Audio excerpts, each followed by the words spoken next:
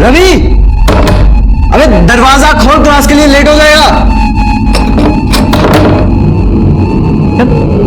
ऐसी कैसी गहरी नींद में सोया हुआ, दरवाजा नहीं खोला सर?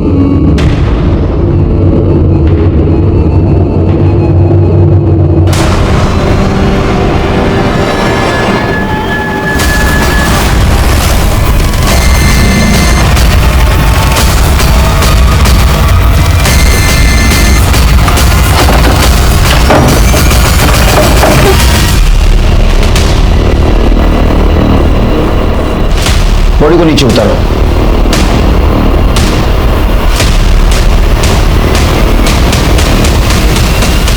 सर, ये कौन मिला? इसको एविडेंस पाउच में डाल दो और देखो कहीं सुसाइड नोट लिख के रखी है क्या। ठीक है। कपिल, ये लड़का कहाँ का रहने वाला है? नासिक। उसके फैमिली को इन्फॉर्म कर दो। जी सर। सर, पूरे कमरे की तलाशी ले ली और बॉडी को भी चेक किया है, लेकिन सुसाइड नोट नहीं मिला है। बॉडी को पोस्टमार्टम के लिए भेज दो। अच्छा, बॉडी किसने देखा था सबसे पहले? सर, मैंने। सर, रवि रूममेट था मेरा। कल रात जब लैपटॉप में मूवी देख रहा था मैं तो। अरे यार, तू फिर से यहाँ पे फिल्म देखने लग गया है। कल एकता मैम मेरा टेस्ट लेने वाली है, तू बाहर जा, मुझे पढ़ाई करनी। यार, हमेशा पढ़ाई करनी है। ठीक है, मेरे नाम का पढ़ लेना तू। जा रहा हूँ मैं। तो आप रात भर हॉल में थे, रूम में नहीं गए? सर, रूम में तब जाता जब वो दरवाजा खोलता। रात को 2:30 बजे जब मूवी खत्म हुई तो मैंने दरवाजा नॉक किया, उसको आवाज भी लगाई, लेकिन उसने दरवाजा नहीं खोला तो मैं बाहर हॉल में सो गया।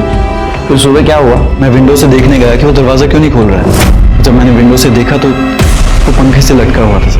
सर, मैंने सरला मैम को इन्फॉर्म किया। तुम रवि के रूममेट हो ना, तो उसके बारे में काफी कुछ जानते हो।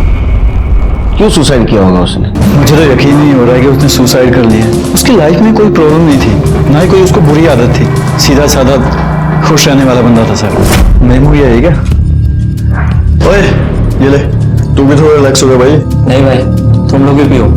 मुझे रिलैक्स होना होगा तो मैं कोई मोटिवेशनल बुक पढ़ूंगा। अबे किताबी कीड़े, एक दिन तो मस्ती कर ले।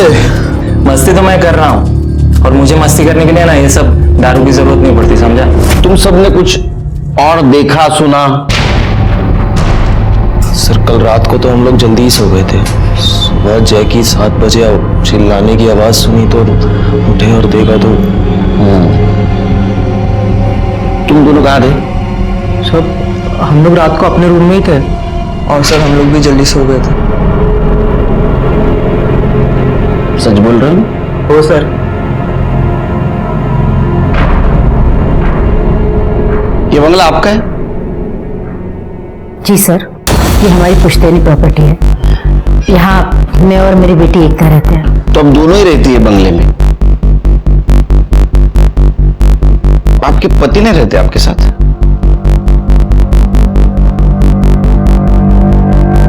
नहीं सर, हम लोग 5 साल से अलग रहते हैं। हमारा डिवोर्स केस फाइल हो चुका है और अभी तक फाइनल नहीं हुआ। इस बंगले में आप कोचिंग भी लेती है, पीजी भी रखे हैं, फाइनेंशियल प्रॉब्लम है आपको? नहीं सर, एकता टीचर है और पढ़ाई के साथ साथ वो सोशल वर्क भी करना चाहती है। इसीलिए हमने सोचा क्यों ना बाहर गांव से आने वाले जरूरतमंद बच्चों के लिए रहना, खाना और ट्यूशन की सस्ते में व्यवस्था की जाए। रवि उन्हीं बच्चों में से एक था।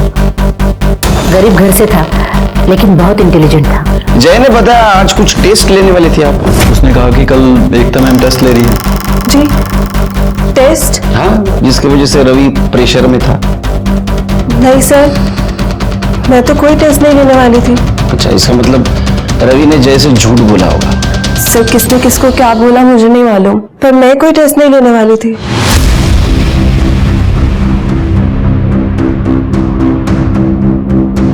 अब इतनी घबरा क्यों रही है? नहीं सर, मैं घबरा नहीं रही हूँ। वो इतना बड़ा हादसा हो गया तो बस थोड़ा डर गई हूँ।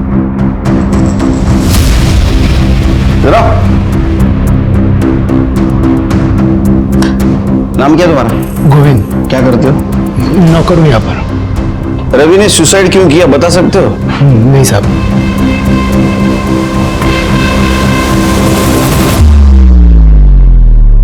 नमस्कार, मैं सीनियर इंस्पेक्टर सुनील केलकर। जब मेरी पोस्टिंग माटुंगा के पुलिस स्टेशन में थी, रवि का यह केस मेरे पास आया। ऊपर से आत्महत्या लगने वाला ये केस अपने आप में बहुत सारे संगीन राज छुपाए बैठा था, जिसे देखकर मैं हैरान हो गया। चिरके, मुझे सब लोग तो नॉर्मल लगे, सिवाय उसका रूममेट जय, निखिल और देवेश। वो काफी घबराए हुए लगे।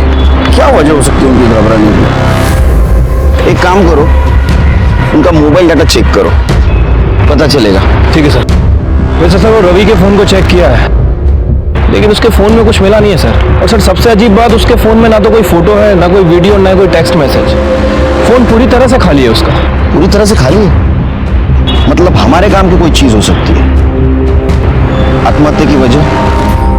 एक काम करो, उसका मोबाइल डाटा रिकवर करो। ठीक है सर। रवि चाय वड़ी ला लेते।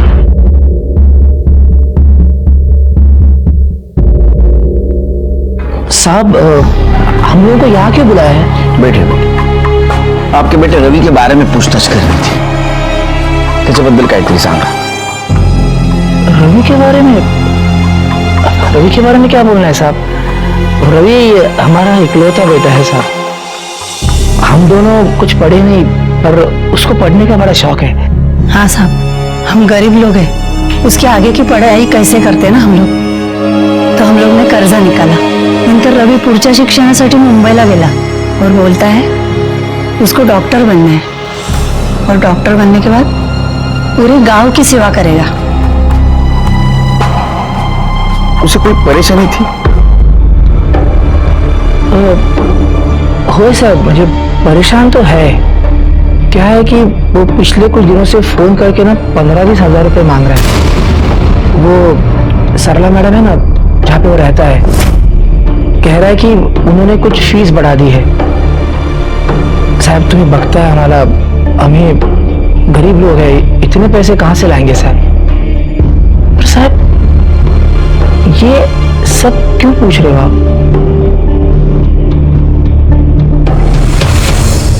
आपके बेटे रवि ने आत्महत्या की है, उसकी वजह जाननी है हमें। अरे देवा! रवि! रवि! रवि! रवि! क्या हुआ आपने रवि को? रवि तू नहीं जा सकता हम लोग को छोड़ के। रवि! रवि! साहब मेरा बेटा मरा नहीं है, वो खुद को मार नहीं सकता साहब। ये वो क्लास में जाता था ना मैडम के पास, वहां कुछ गड़बड़ हुआ है, उसके साथ कुछ गलत किया है साहब, उसको मारा गया है साहब। मेरा बेटा मर नहीं सकता साहब, नहीं मर सकता मेरा बेटा। देखिए, आप फीस का टेंशन मत लीजिए, आपका बेटा इंटेलिजेंट है, उसे स्कॉलरशिप जरूर मिल जाएगी। और हम है ही ना, उन जैसे लड़कों के लिए तो हमने इंस्टीट्यूट खोला है अपना। झूठ बोल रही है औरत, ये सबसे मीठी मीठी बातें करती है और सबसे पैसा ऐंठती है, फंसाती है ये कैसी बातें कर रहे हैं आप? क्या बात कर रहा हूं मैं? तूने मारा है मेरे बच्चे को, तूने मारा है। मैं तेरे को नहीं छोड़ूंगा, तूने मारा। क्या कर रहे हो? तू हट, बीच में मत आ, क्यों ले जाएगी? हट, तुम पीछे। तूने मारा मेरे बच्चे को, बोल पैसे के लिए मेरे बच्चे का खून किया ना? देख अभी ना मेरा खून भी तेरे सर पे आएगा, देख।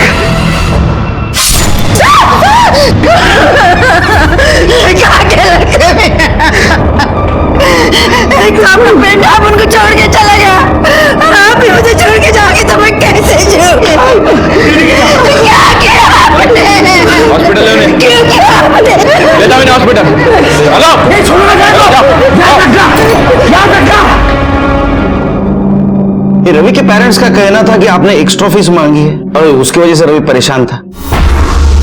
नहीं सर, एक्स्ट्रा फीस वाली कोई बात ही नहीं थी। आप चाहिए तो बाकी बच्चों से बात कर सकते हैं। हो सकता है रवि ने अपने पेरेंट्स से फीस के नाम से कुछ एक्स्ट्रा पैसे मांगे हो, और इसीलिए शायद उन्हें लगता हो कि उसने फीस की वजह से आत्महत्या की।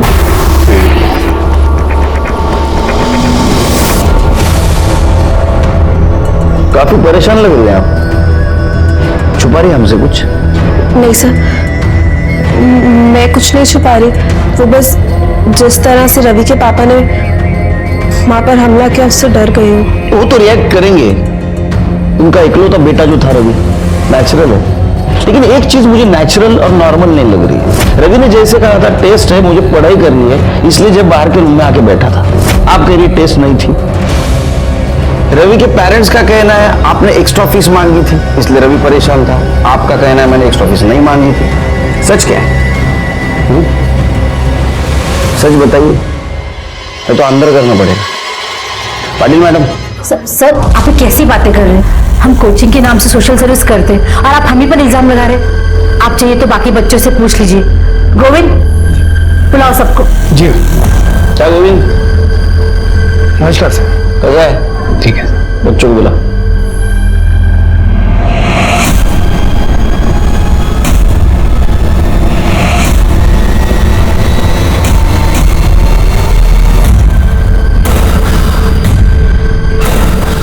आप जाएंगी? जी मुझे बात करनी है अकेले में।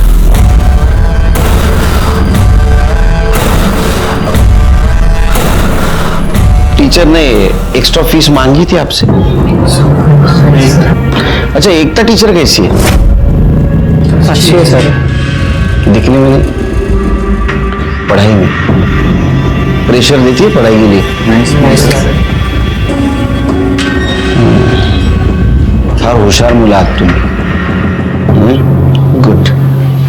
सिरके, या तो ये लड़के झूठ बोल रहे या तो रवि किसी बात से जरूर परेशान था, इसलिए अपने माँ बाप से पैसे मांग रहा था। सर ये भी तो हो सकता है कि सरला सच बोल रही हो।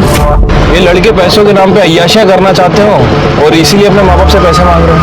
नहीं, लेकिन एक बात तो साफ है कि ये रवि करियर ओरिएंटेड लड़का था, लेकिन किसी बात से जरूर परेशान था, कुछ उसके दिमाग में चल रहा था। एक काम करो शिरके, उसका मोबाइल डाटा रिकवर करवाओ। शायद हमें कुछ ऐसी चीज मिले जिससे पता चल सकता है कि इस बंगले में चल क्या रहा था। हाँ मैडम करेक्ट, मैंने किया। कौन से मैडम की बात कर रहे हैं? सरला या एकता? पता नहीं सर, वीडियो के साथ जो मैसेज आया उसमें सिर्फ इतना लिखा है, I have the proof, you will pay. अब ये वीडियो तुम्हारे पेरेंट्स को दिखाऊंगी। कौन से मोबाइल से आया वीडियो? सर ये एकता शाह के मोबाइल से आया। एकता शाह? शिरके, अगर ये मैसेज एकता शाह के मोबाइल से आया है तो उस पर केस बनेगा, आत्महत्या के लिए उकसाने का। एकता टीचर्स ट्रेनिंग के लिए गई है। कब और कहां? कल सुबह भांडारकर इंस्टीट्यूट पुणे। वो ट्रेनिंग हमेशा वहीं होती है। कदम, इंस्टीट्यूट में फोन लगा और एकता को लाइन पे ले लो। सर लेकिन आप ये सब क्यों पूछ रहे हैं? शिरके, निगाह क्यों पूछ रहे हैं? हाँ मैडम करेक्ट, मैंने किया।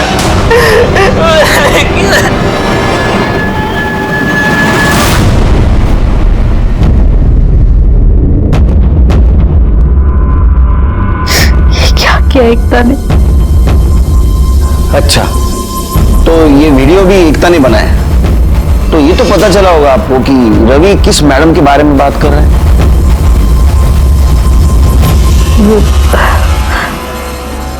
वो मेरे बारे में ही बात कर रहा था सर। 3 अप्रैल को जब एकता घर आई तो रवि, तुम माँ के रूम में क्या कर रहे थे? रवि, रवि, माँ, माँ, क्या हुआ माँ? बोलो माँ, क्या हुआ? माँ क्या हुआ? बोलो। रवि ने मेरा रेप किया है। रवि ने आपके साथ रेप किया था, पुलिस कंप्लेंट क्यों नहीं की आपने? क्या करते सर बता के? बदनामी तो हम दोनों की और हमारे इंस्टीट्यूट की होती ना सर। मुझे लगा था ये सब कुछ वही खत्म हो जाएगा। मुझे नहीं पता था कि एकता उसके कमरे में कब गई और कब कन्फेशन वीडियो किया। तूने मैडम का रेप किया है ना? मैडम करेक्ट, मैंने किया। सर मैंने भांडारकर इंस्टीट्यूट में कॉल किया था, तो उन्होंने कहा कि एकता ने वहाँ पे ट्रेनिंग के लिए रजिस्टर भी करवाया था, लेकिन वो वहाँ पे पहुंची ही नहीं। सर मैंने एकता को कॉल भी किया, लेकिन उसका फोन स्विच ऑफ आ रहा है। पहुंची नहीं मतलब? कहाँ गई हो? शिरके, घर की तलाशी लो, एकता है क्या देखो, क्या किधर फरार है। सर मेरी बेटी घर से गायब है और मुझ पे ही शक कर रहे हो। मैंने कहा ना वो घर पे नहीं। आप रिलैक्स रिलैक्स। कदम, तुम बाजू वाला रूम देखो, कड़े बाथरूम चेक करो। सर क्या हुआ?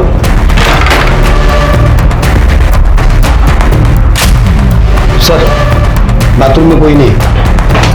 सर उस रूम में भी कोई नहीं है। तुम लोग इतना घबरा क्यों रहे? सर बहुत एकदम अचानक से आ गए तो। एकता कहाँ है? सर हमें कैसे पता होगा? नहीं पता हमें। चलो।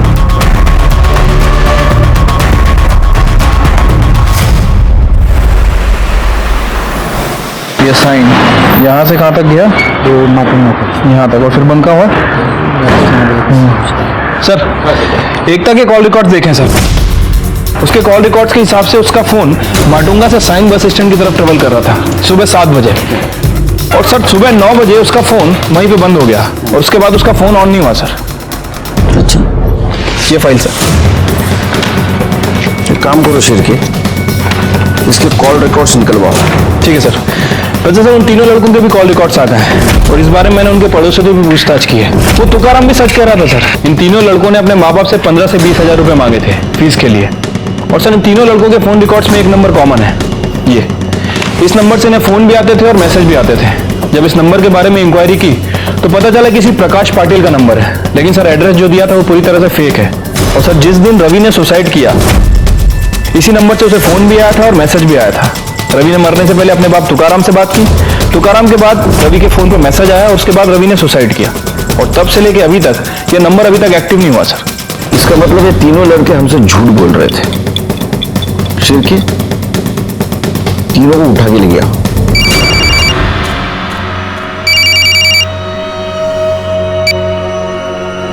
अरे दिवेश फटाफट रेडी हो जा, अरे पार्टी करने चल रहे अपन।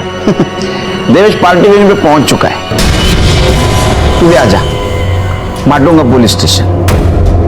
है ना, 30 मिनट से ऊपर टाइम में लेना, तो पार्टी रास्ते पे होगी, समझा?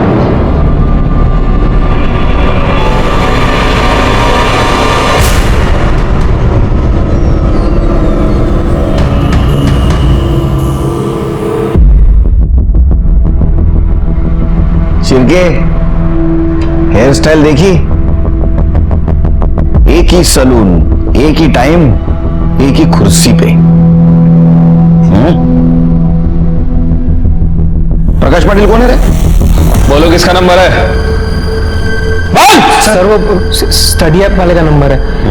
स्टडी ऐप के लिए हमने ऑनलाइन सर्च किया था, तभी उसको हमारा नंबर मिल गया। उसके बाद सर हमने उसको 1000 बार मना किया कि हमको कुछ नहीं सीखना है, पर फिर भी कॉल करता रहता और मैसेज करता रहता। स्टडी? हाँ सर। पार्टी किस बात की कर रहे थे? किसी बात की नहीं सर, वो आज पापा ने अकाउंट में पैसे ट्रांसफर किए थे। आज वीकेंड भी है तो हमने सोचा कि आज पार्टी करते हैं। हाँ सर। पापा ने? हाँ।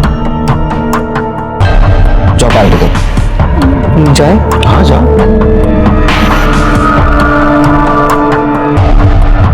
शिरके, सर इनके बैंक डिटेल्स निकालो। झूठ बोल रहे हैं हमसे, छुपा रहे कुछ तो भी।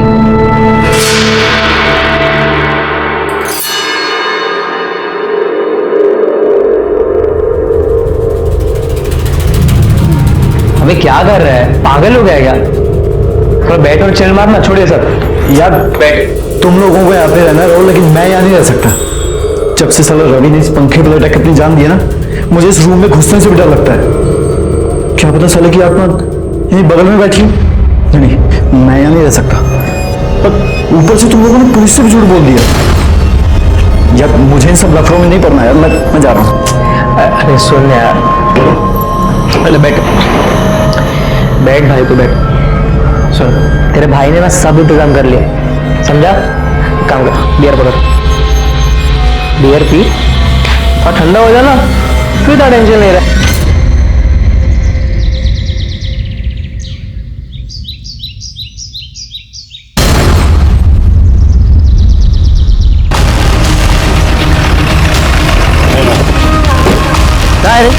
इधर ऐसे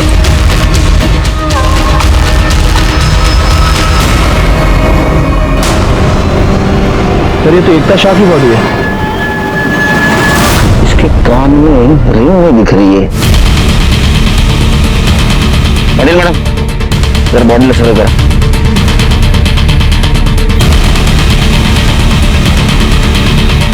सिर पे गहरी चोट है, सिर की खून भी जमा हुआ लग रहा है। बॉडी पोस्टमार्टम को भेज दो और पूछताछ करो किसी ने यहाँ बॉडी को फेंकते हुए देखा है। और एक काम करो, इसके घर से यहाँ तक का सीसीटीवी फुटेज चेक करो, देखो कुछ क्लू मिलता है क्या। वैसे सिर के ये सायंस से यहाँ क्या कर रही थी?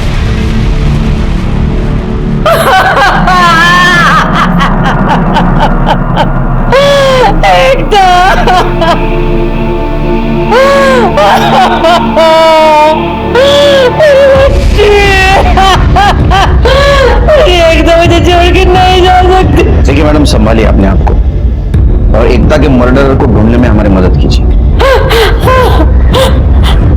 मेरी एकता तो पूना जाने वाली थी, वो वडाला कैसे पहुंच गई सर? पूना जाने वाली थी? पूना कैसे जाने वाली थी? बस से, ट्रेन से? सर एकता हमेशा साइंस से बस पकड़ती थी पूना जाने के लिए। सरला, ये लोग क्या कह रहे हैं? एकता हमें छोड़ के चली गई, लेकिन ये कैसे हो सकता है? कुछ बोलो सरला। आप कौन? सर मैं एकता का फादर। सर एकता के कातिल को ढूंढ निकालिए सर, वो मेरा सब कुछ थी सर, उसके अलावा मेरा कोई नहीं। सरला के साथ तो सब खत्म हो चुका है। कब का ये एकता ने रवि के कन्फेशन का वीडियो बनाया कि उसने सरला का रेप किया है और उसके बाद में रवि ने सुसाइड कर लिया और जिसने वीडियो बनाई उस एकता का भी मर्डर हो गया। बॉडी वडाला में मिली, इसका मतलब वो पूना नहीं गई, ये कंफर्म है। सिर्फ एक काम करो, एकता का पीएम रिपोर्ट आने के बाद उसका मर्डर लोकेशन और तुकाराम का लोकेशन मैच होता है कि देखो। क्या ऐसा तो नहीं तुकाराम ने बदले की भावना में एकता को मारा हो? ठीक है सर, एक मिनट। हेलो, अच्छा कब की बात है? ठीक है सर, वो निखिल के बैंक अकाउंट के बारे में एक बात पता चली है सर। वो निखिल ने हमसे कहा था कि उसके फादर ने उसके अकाउंट में 75,000 ट्रांसफर किए हैं। वो आज पापा ने अकाउंट में पैसे ट्रांसफर किए थे। लेकिन सर वो ट्रांजेक्शन उसके फादर ने नहीं बल्कि एकता के फादर शाह ने किया था। हाँ सर, और उसके एक दिन पहले एक बार और 75,000 रुपये ट्रांसफर किए गए और वो ट्रांजेक्शन भी शाह ने किया था। टोटल 1.5 लाख रुपए सर। सिर्फ मुझे पहले से लग रहा था ये लड़का झूठ बोल रहा है। क्या निखिल ने पुलिस स्टेशन में बोलवा? क्यों रे, तू तो उस दिन बोल रहा था तेरे पापा ने पैसे दिए। सुरेश शाह तेरा बाप है?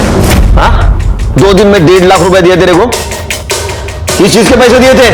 सर वो कुछ दिन पहले मैंने सरला मैम और सुरेश को झगड़ते हुए देखा था और उनके लॉयर्स भी उनके साथ में ही खड़े थे। मुझे हर महीने एलिमनी के 50,000 रुपए चाहिए, वरना सबके सामने ये जो सती सावित्री समाज सेविका बनी फिरती है ना, वो सारी नौटंकी 2 मिनट में खत्म कर दूंगा। लालच में तुम्हारा दिमाग खराब हो गया है, इसलिए कुछ भी बकवास किए जा रहे हो। अरे मुझे तो अपने आप पे शर्म आती है कि मैंने तुम्हारे जैसे आदमी के साथ शादी की। ये डायलॉग बाजी किसी और के सामने, मुझे मालूम है तो कितनी शरीफ है। बस एक सबूत चाहिए, नहीं कोर्ट में नंगा किया ना तो मैं भी सुरेश शाह नहीं। शाबाश बेटे, तूने मेरा काम आसान कर दिया। आपका काम तो सिर्फ तभी आसान होगा जब आप मुझे इस वीडियो के 2 लाख रुपए दोगे, वरना भूल जाओ। 2 लाख? मैं कहां से लाऊं 2 लाख? 50,000 दे सकता हूं। अगर मुझे इसके 50,000 लेने होते ना तो मैं आपको वीडियो दिखाता ही नहीं। आप फोकट में टाइम वेस्ट कर दिया मेरा। Relax, take it easy. आपस में समझ लेते हैं ना। देखो 2 लाख नहीं, 1.5 लाख दूंगा। फिर सुरेश ने 2 दिन में मेरे अकाउंट में 1.5 लाख रुपए ट्रांसफर कर दिए और मैंने उसे वो वीडियो मेल कर दिया। क्या था वीडियो में? शायद उस वीडियो में मेरा क्या था? हाँ, भजन, कीर्तन, भांगड़ा, क्या था? सर वो मेरा और सरला मैम का वीडियो था। निखिल, पढ़ाई का बहुत प्रेशर होगा ना तुम पे। क्यों ना तुम्हारा प्रेशर थोड़ा हल्का कर दो। आओ ना निखिल। मतलब सरला ने खुद उसके साथ सोने के लिए तुम्हें प्रोवोक किया? सर सिर्फ मुझे ही नहीं, जय, रवि और दिवेश को भी प्रोवोक किया सर। लेकिन बाद में उन लड़कों को छोड़ दिया उसने, शायद उन्हें वो लड़के पसंद नहीं आए। एकता को पता था उसकी माँ क्या करती है? मुझे नहीं लगता सर, क्योंकि सरला मैम ने हमको धमकी दी थी कि एकता मैम या फिर किसी और को कुछ भी पता चला, सरला मैम हम पे रेप केस का चार्ज लगा देगी। अच्छा, ये सुरेश शाह को तूने जो वीडियो दिया तूने खुद बनाया था? नहीं सर, ये वीडियो गोविंद ने रिकॉर्ड किया था। मुझे तो पता भी नहीं था कि ऐसा कुछ वीडियो बन रहा है ना मस्त वीडियो? हाँ, इतनी आसानी से। अब कितनी मेहनत किए हैं हम, मेहनत का फल तो मिलना चाहिए कि नहीं? ज्यादा नहीं, सिर्फ 15,000, वो भी 2 दिन, कोई जल्दी नहीं है। और अगर तुम नहीं देना चाहो ना तो कोई बात नहीं, ये वीडियो मैं तुम्हारे माता पिता को दे देता हूँ, देखते हैं वहां पर से कितना पैसा मिलेगा। है। सर गोविंद सिर्फ मुझे ही नहीं, हम सब लड़कों को ब्लैकमेल करता था। और जो आप प्रकाश पटेल का नंबर पूछ रहे थे ना सर, प्रकाश पाटिल कौन है रे? स्टडी ऐप वाले का नंबर है, किसी ऐप बेचने वाले का नहीं था, इसी गोविंद का था। वो इसी नंबर से हमें ब्लैकमेल करता था सर, फोन करके और मैसेज करके। सर गोविंद का कहना है कि वो ये सब कुछ सरला मैम के कहने पे करता है, और जितने भी पैसे उससे आएंगे वो सब पैसे सरला मैम के पास जाएंगे। तुम में से किसी ने गोविंद को पैसे दिए थे? हाँ सर, हम सब लोग फैमिली वालों से एक्स्ट्रा ट्यूशन फीस के नाम पे पैसे मंगाते थे। मतलब रवि को पैसे नहीं मिले और पैसों की वजह से उसने आत्महत्या कर ली। हो सकता है सर, क्योंकि उसके पापा बहुत गरीब है। आई डोंट थिंक कि 15,000 देना उनके लिए पॉसिबल है। अच्छा, ये वीडियो के बाद तुम और बाकी लड़के सरला के पास फिर से गए थे?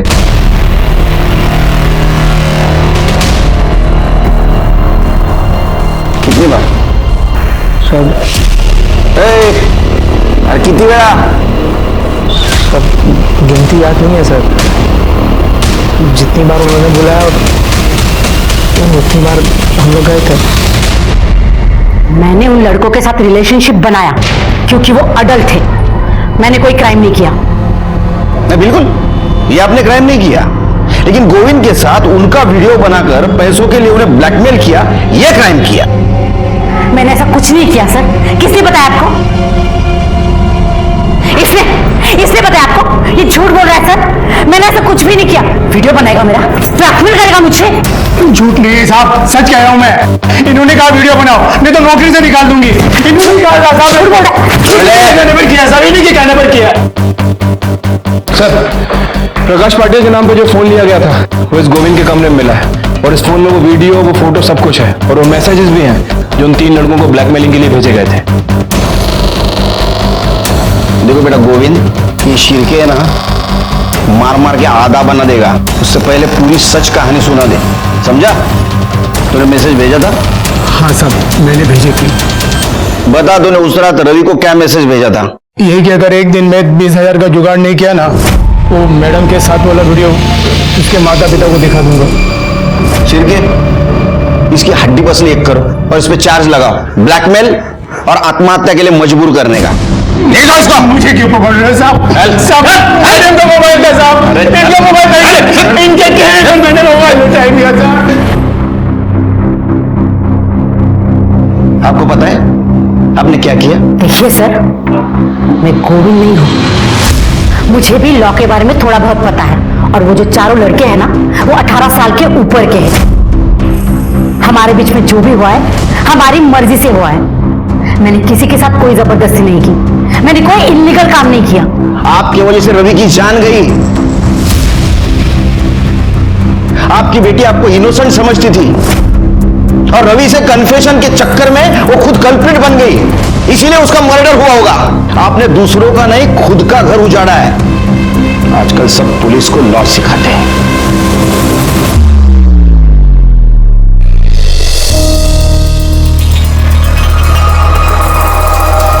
सर, एकता की पोस्टमार्टम रिपोर्ट।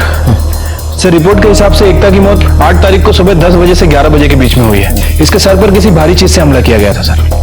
मतलब जिस दिन ये पुणे जाने वाली थी? Right sir. वैसे सर, एकता की एक कान की इयरिंग गायब है। हो सकता है कि जिसने इसके ऊपर हमला किया उस वक्त वो कहीं गिर गई हो। रिपोर्ट में यह भी मेंशन है कि एकता 3 महीने प्रेग्नेंट थी। क्या सरला को ये बात पता थी एकता प्रेग्नेंट है? पता नहीं सर, हो भी सकती है और नहीं भी। वैसे सर मैंने एकता के कॉल रिकॉर्ड चेक किए हैं और इसके कॉल रिकॉर्ड्स में एक ऐसा नंबर मिला है जिससे एकता अक्सर बात करती थी, दिन में भी रात में भी। और जब उस नंबर के बारे में डिटेल्स निकाली हैं तो पता चला है कि वो नंबर किसी दीपक पंडित के नाम रजिस्टर्ड है।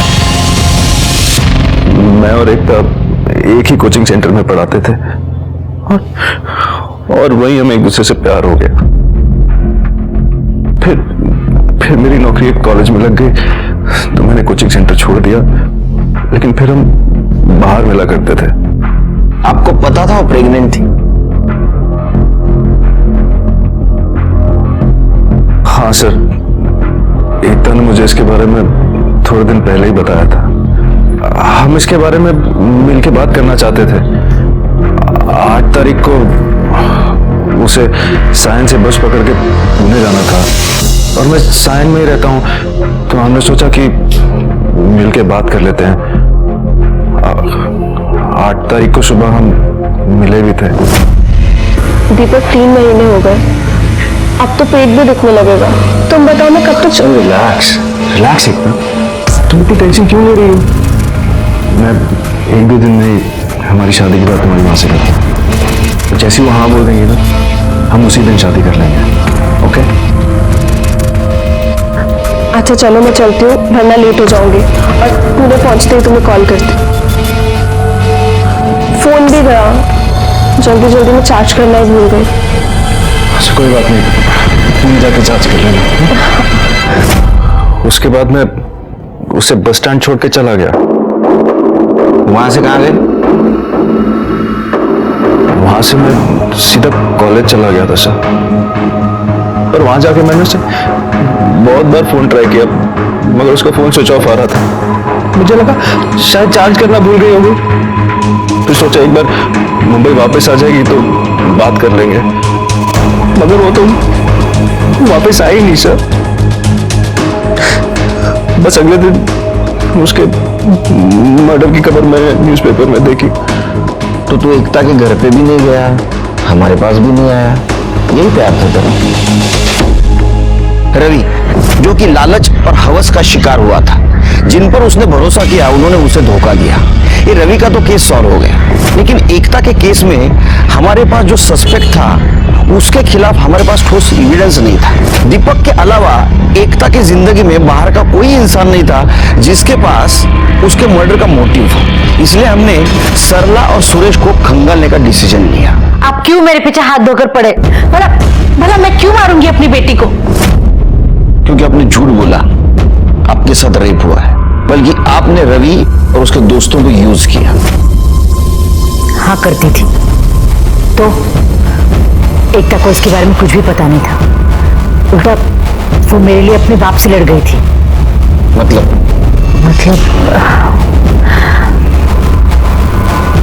जिस दिन एकता पुणे जाने वाली थी उसकी एक रात पहले सुरेश बहुत शराब पीकर घर आया था। अपने आप को बहुत शहनी समझती है ना?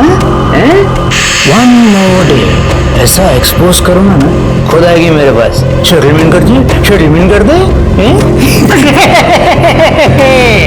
ऐसे नहीं मिलेगा, कोर्ट में आना पड़ेगा। जो करना है कर लो, हिस्सा तो क्या तुम्हें एक फूटी कौड़ी भी नहीं मिलेगी। अरे जा जा देना पड़ेगा। चल सरला टीचर। अगर एकता नहीं होती तो मैं जिंदा नहीं होती। एकता तुम इस गिरी हुई औरत के लिए तुमने मुझे अपने बाप को मारा। अगर मेरी माँ को कुछ कहा ना तो मुझसे बुरा कोई नहीं होगा। जो लड़ाई लड़नी है कोर्ट में लड़िए, यहाँ नहीं। चलिए जाइए यहाँ से, मैंने कहा निकल जाओ यहाँ से। चलिए। मेरी बच्ची नहीं होती ना। चलिए यहाँ से। अच्छा नहीं किया तूने। चलिए। बहुत भारी पड़ेगा।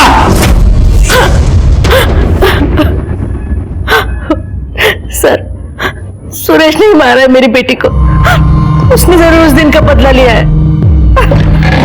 सर, सायन बस स्टैंड के सीसीटीवी फुटेज में सुरेश एकता को बस से उतारकर गाड़ी में बिठाते हुए दिखा। एकता मेरी बच्ची थी सर, मैं उसे कैसे मार सकता हूँ? तू ही बताएगा कैसे मारा। मेरा विश्वास कीजिए सर, मैंने एकता को नहीं मारा। नहीं मारा तो बस स्टैंड किस लिए गया था उसको लेके? सर मैं सायन बस स्टैंड गया था, मैं मानता हूँ, लेकिन मैंने एकता को मारा नहीं सर। मुझे एकता पर बहुत गुस्सा आया था। सरला जैसी औरत के लिए उसने मुझ पर, अपने बाप पर हाथ उठाया था। मुझे उसे सरला की सच्चाई बतानी थी सर, इसलिए घर पहुंचकर मैंने उसे वो वीडियो सेंड किया। लेकिन सुबह तक कोई डिलीवरी रिपोर्ट ही नहीं सर। मैंने उसे फोन किया लेकिन उसने मेरा नंबर ब्लॉक कर दिया था। लैंडलाइन पर फोन किया तो गोविंद ने बताया कि वो सायन बस स्टैंड जाने को निकली है, पूना जाने के लिए। तो फिर मैं भी वहां चला गया सायन बस स्टैंड। एकता, एकता बेटा, बेटा रुक जाओ प्लीज। देखो कल रात जो भी हुआ उसके लिए माफी चाहता हूँ। आई एम सॉरी बेटा। एक बार, आखिरी बार मेरी बात मान लो।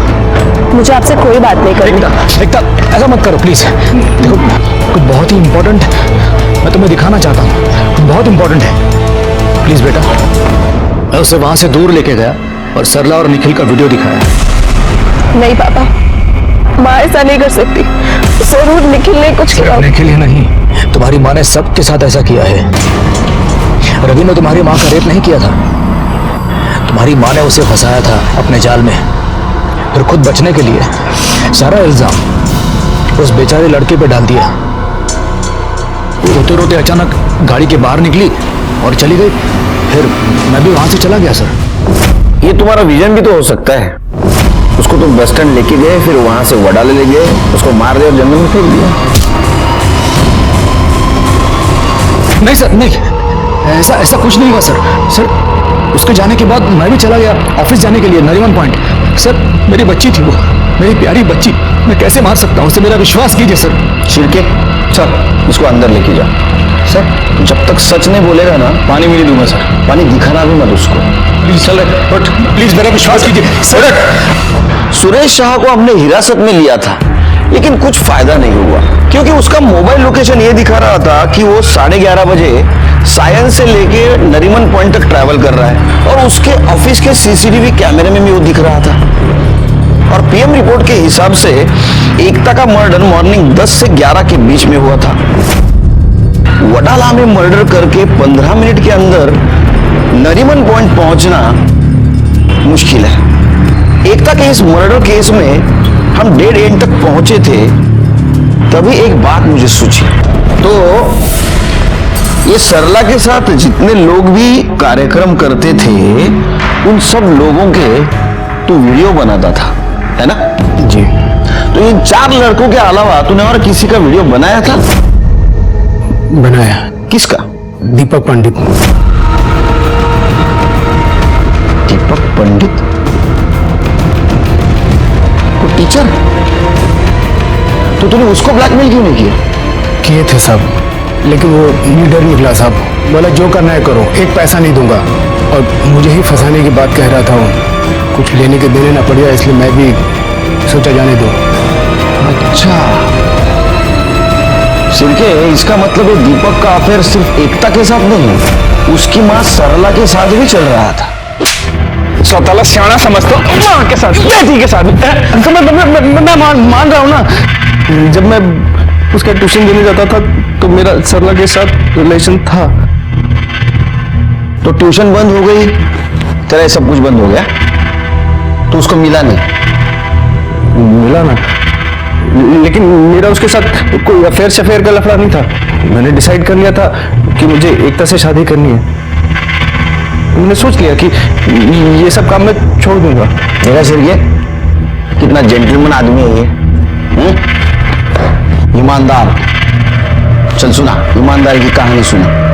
उस दिन एकता को बस में बिठाने के बाद मैं सरला से बात करने गया, मगर वो मेरी बात सुनते ही चिल्लाने लग गई। यहाँ मेरे साथ रिलेशनशिप रख रहे हो और वहां मेरी बेटी को प्रेग्नेंट कर दिया और मुझे भनक तक नहीं पड़ने दी, और ऊपर से चाहते हो कि मैं तुम्हारी और एकता की शादी को परमिशन दूं? कतई नहीं। हाँ, तुम्हारी परमिशन इसलिए जरूरी है क्योंकि तुम उसकी माँ हो। और ऐसे क्या चिल्ला रही हो? हाँ? तुम नहीं जानती थी कि ये रिलेशनशिप क्या है? बंद करो ये फालतू का नाटक। मुझे तुम्हारे साथ अब कुछ नहीं करना है। मैं एकता के साथ लॉयल रहना चाहता हूँ। एकता से पहले तुम पर मेरा हक है। हक था, अब नहीं है। अब मुझ पे सिर्फ एकता का हक है।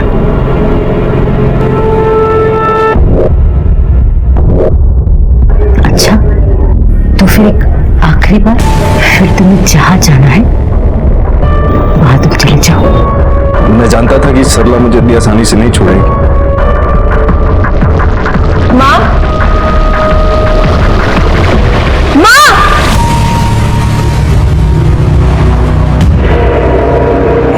चुप।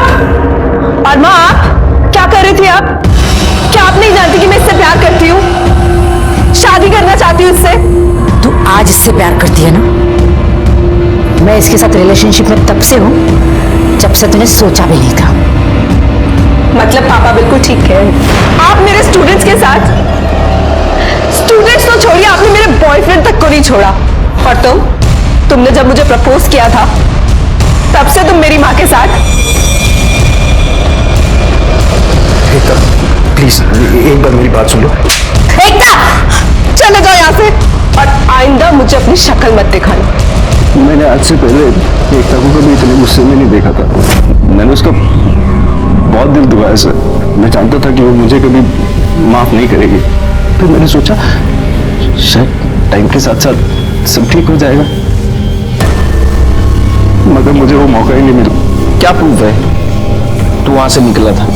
हाँ, अरे ऐसा भी तो हो सकता है कि तेरे को एकता ने देख लिया उसके माँ के साथ, तुझे लगा अपनी बदनामी हो जाएगी, तूने एकता को मार दी। सर मेरे पास कोई प्रूफ नहीं है, लेकिन मैं एकता को मार नहीं सकता सर। मैं उससे बहुत प्यार के पंछी, बहुत होगी तेरी कहानी। पिछली बार भी यही सुनाया था, सब झूठ है। सच कहानी क्या है ना, लिख के रख, और तेरे को सुना नहीं हो मुझे बुला, तब तक यहीं बैठने का। कळले इथेच बसून ठेवायला। हो सर।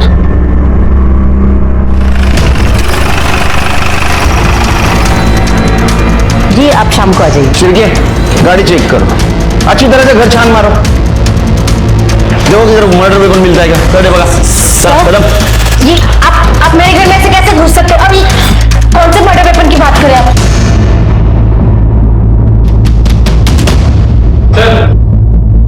ये देखिए, ये एकता का एयरिंग लग रहा है और गाड़ी की बैक साइड पे ब्लड स्पॉट्स भी हैं। इनकी गाड़ी में मिला? हाँ सर। इनको अपने गाड़ी में लो। चलो हटे मैडम। सर मैंने कुछ नहीं किया सर। चलो मैंने कुछ किया? अरे उस दिन दीपक के जाने के बाद मेरा और एकता का बहुत झगड़ा हुआ। आपने कभी सोचा है कि आपने कितने लड़कों की जिंदगी बर्बाद की है?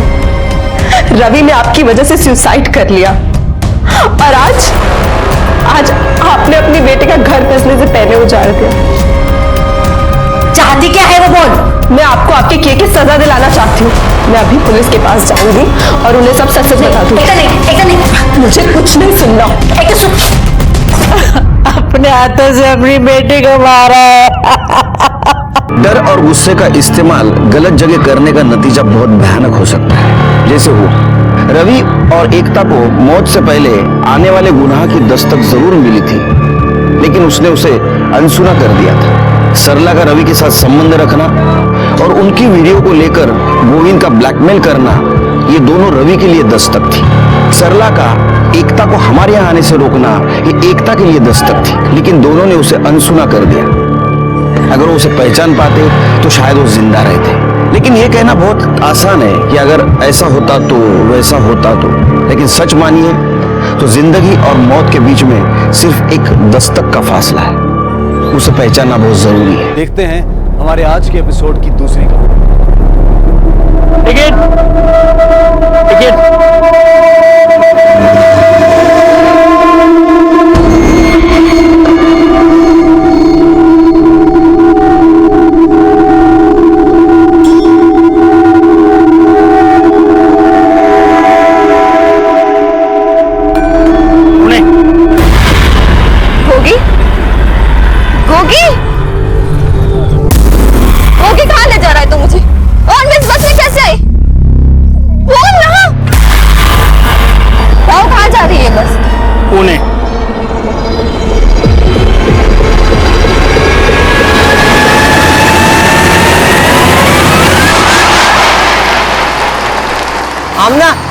आमना हमको नहीं मालूम कि हम यहाँ बस में कैसे आए। अरे तुम कुछ बोलते क्यों नहीं? बस मेरा पीछा मत कर, और अब अगर मुझसे मिला या किसी के आगे ऐसा कुछ बोला जिससे मेरी बदनामी हुई तो अच्छा नहीं होगा तेरे साथ, समझा?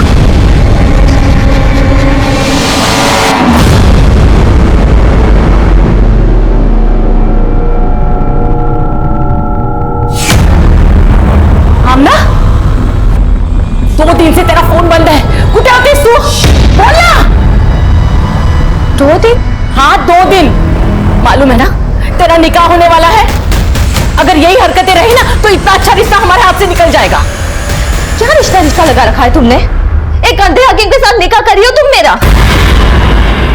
साला बुड्ढा उसके घर काम करने क्या गई कि उसने तुमको पैसों का लालच दे दिया। मेरा निकाह नहीं सौदा कर रही हो तुम मेरा। क्या बकवास कर रही है तू? और ये बुड्ढा बुड्ढा क्या है? वो तेरे होने वाले शौहर है। और 2 दिन कहां थी तू? बोलना।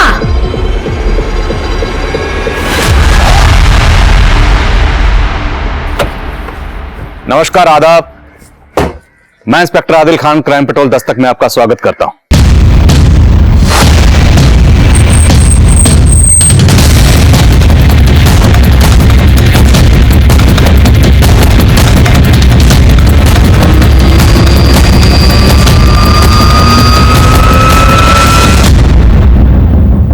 आज का हमारा केस शुरू हुआ था एक 16 साल के लड़के गोगी की लाश मिलने के साथ, लेकिन इस केस की तह में ऐसे कई घिनौने जुर्मों की एक लंबी फहरिस्त थी और था एक गहरा राज। उन 2 दिनों का राज जो आमना और गोगी के उस सफर से जुड़ा था जो नासिक से पुणे जा रही बस में खत्म हुआ था। लेकिन तब हमें बिल्कुल अंदाजा नहीं था कि राज इस केस का पैमाना इतना बड़ा कर देगा। सर, इसकी बॉडी पे कहीं भी एक्सटर्नल इंजरीज के मार्क नहीं है। लड़के की उम्र भी ज्यादा नहीं है सर। सुसाइड तो नहीं किया इसने? सुसाइड किया है या किसी ने मारकर तालाब में फेंका है, इसकी पोस्टमार्टम रिपोर्ट से पता चलेगा। आसपास पता करो, कोई इस लड़के को जानता है क्या? Okay sir. जानता तो नहीं साहब, लेकिन कल शाम जब मैं यहाँ से जा रहा था तो इसको देखा था और इसके साथ एक और लड़का था। माफ कर दो, बेवकूफ समझा मुझे। माफ कर दो, गलती हो गई, माफ कर दो। कौन था वो लड़का जो इसे मार रहा था? मालूम नहीं साहब, पर शायद उन लोगों को पहले भी मैंने यहाँ पे देखा है। उसका स्केच बनवा सकते तुम?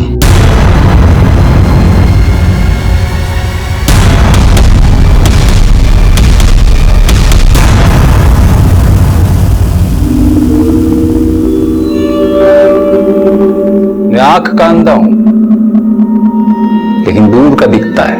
तुझे दवा की नहीं, मेरी दुआ की जरूरत है। कैसी दुआ?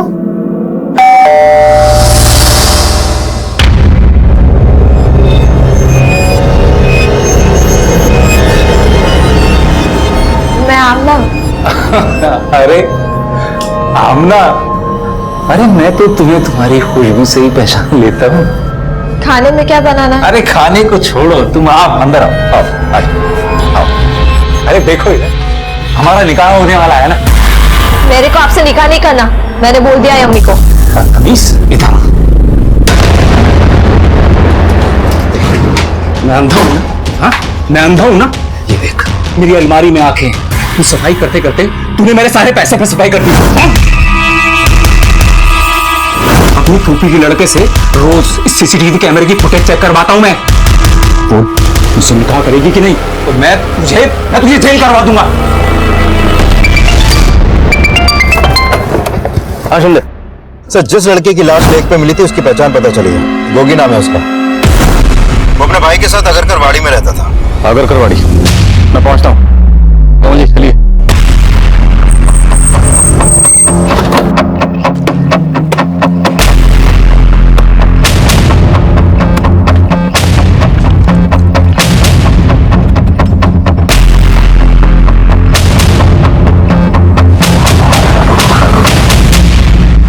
ये गोली का बड़ा भाई कहाँ है अभी?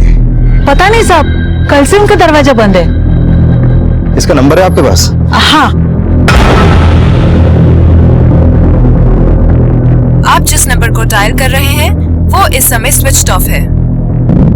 उसके भाई का नंबर तो बंद आ रहा है। इसको जानती हैं आप? सब यही तो सुनील है। क्या? हाँ साहब, ये गोगी का बड़ा भाई सुनील है।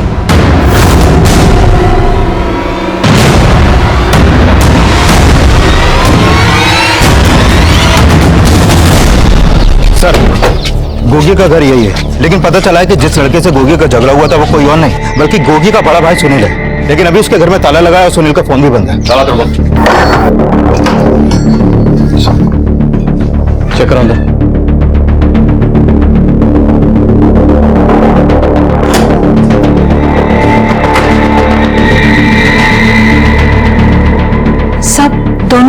बिहार से थे। सुनील 2 साल पहले नौकरी करने के लिए यहाँ आया था। फिर 6-7 महीने पहले वो अपने छोटे भाई गोगी को भी यहाँ ले आया। जिस कमरे का मालिक कौन है? दिलावर शेख नाम है, चिंचवड़ में कहीं रहता है। घर में तो कुछ भी सस्पिशियस नहीं मिला, लेकिन सुनील को गोगी के साथ उस पॉइंट पे देखा गया था और उन दोनों का झगड़ा भी उस आदमी ने विटनेस किया था। सर कहीं ऐसा तो नहीं कि गोगी के मर्डर में सुनील का ही हाथ है और इसलिए अपना फोन बंद करके वो गायब हो गया? अगर बड़े भाई ने छोटे भाई का कत्ल किया है तो जाहिर सी बात है वजह भी बड़ी रही होगी। इन दोनों भाइयों के बारे में पता करो और इसके मकान मालिक दिलावर से उनका नेटिव एड्रेस निकलो। हो सकता है सुनील बिहार चला गया।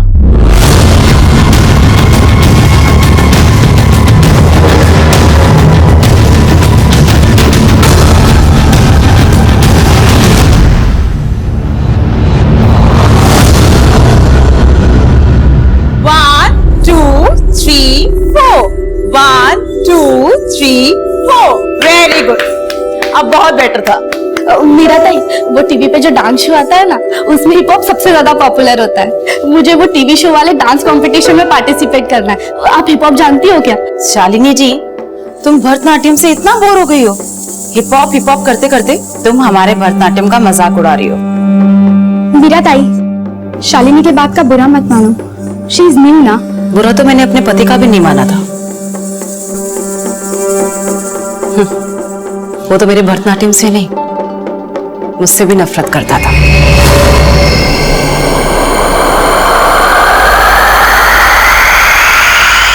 बाय, ध्यान से जाना। Bye ma'am.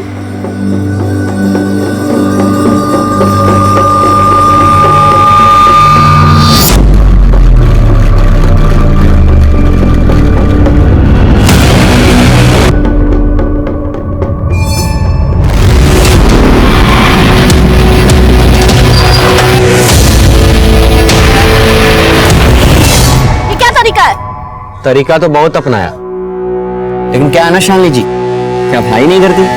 तू यहाँ से निकल जा, यही तेरे लिए अच्छा होगा। तू इतना भाव क्यों खाती है? हाँ? अरे प्यार करता हूँ तेरे से। आगे से मेरा रास्ता रोका ना तो अच्छा नहीं होगा, समझा? अपन निक।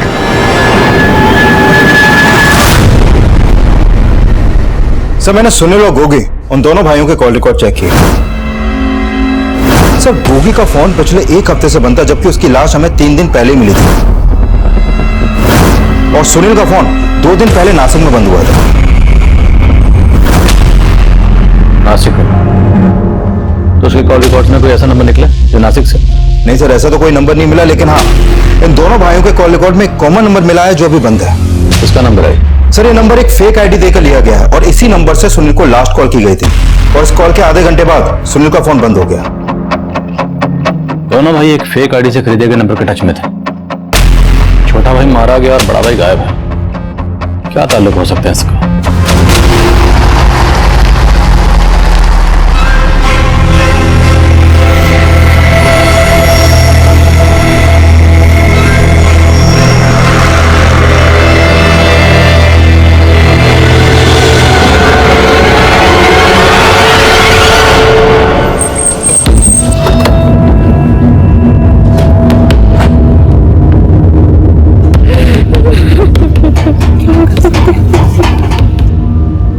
हमें सुनील के बारे में आपसे कुछ बात करनी है। ये कौन? ये सुनील की माँ है। नहीं साहब, आप गलत समझ रहे हो। सुनील अपने ही छोटे भाई को कैसे मार सकता है? अगर मार नहीं सकता तो वो गायब कहाँ हो गया अभी? हम तो खुद भी कुछ नहीं समझ पा रहे। हमें सुनील और गोगी के कॉल रिकॉर्ड में ये नंबर मिला है। आप बता सकती हैं नंबर किसका है? साहब हमारे मोबाइल में तो नहीं है और हमें ये नंबर के बारे में कुछ नहीं मालूम। हमें शक है कि जो भी ये नंबर इस्तेमाल कर रहा था वो गोगी की मौत और सुनील के गायब होने का राज जानता है। अच्छा ये बात बताइए कि सुनील और गोगी ने कभी भी आपको कोई ऐसी बात बताई जिसे लेकर वो परेशान हो? हम गरीब लोग हैं और यही हमारे सबसे बड़ी परेशानी है, इसलिए सुनील यहाँ पे नौकरी करने आया था और 6-7 महीने पहले सुनील हाजीपुर आया तो गोगी ने भी उसके साथ आने की जिद पकड़ ली। भैया इन बार हमें भी पुनः साथ ले चलो। तू वहाँ जाके इस पर क्यों दबाव बढ़ा रहा है? अरे माँ, हम कौन सा वहाँ मस्ती मारने जा रहे हैं? हम ना वहाँ जाकर भैया की तरह काम ढूंढेंगे। क्यों भैया, हमें वहाँ काम मिलेगा ना?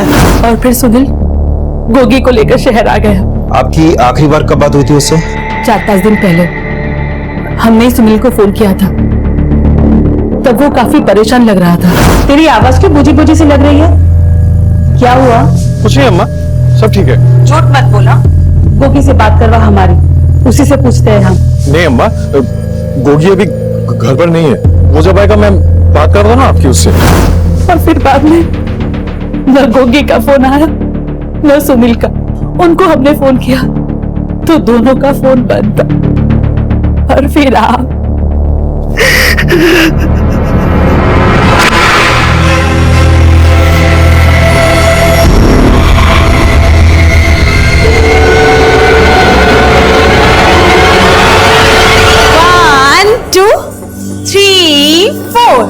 बस आज के लिए इतना ही काफी है।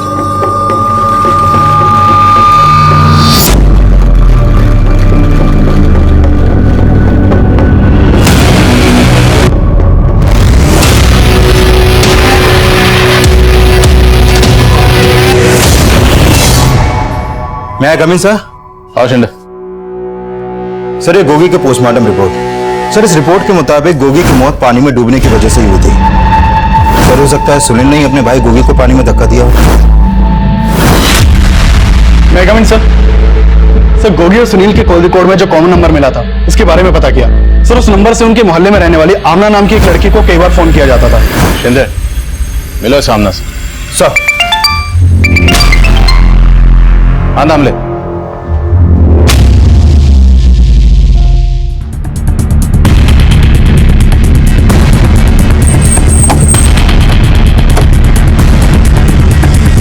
पीछे हटिए, सब पीछे हटिए, पीछे पीछे पीछे पीछे।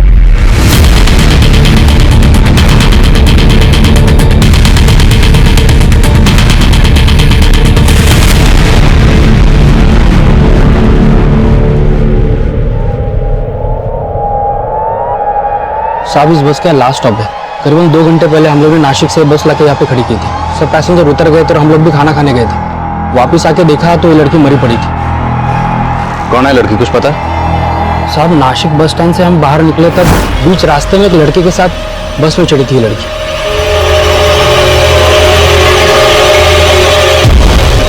इसको देखने के बाद ऐसा लग रहा था जैसे बीमार हो, पूरे रास्ते सूखी हुई आ रही थी। और इसके साथ जो लड़का था वो कहाँ? मालूम नहीं कौन था। हमने तो ये भी नहीं सोचा कि वो इस लड़के को ऐसे अकेला छोड़ के चला जाएगा। साहब, मुझे लगता है पूना नहीं आया होगा, वो बीच रास्ते में उतरा होगा।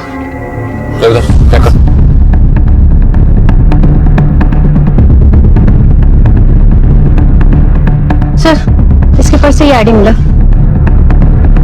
शालिनी आप्टे।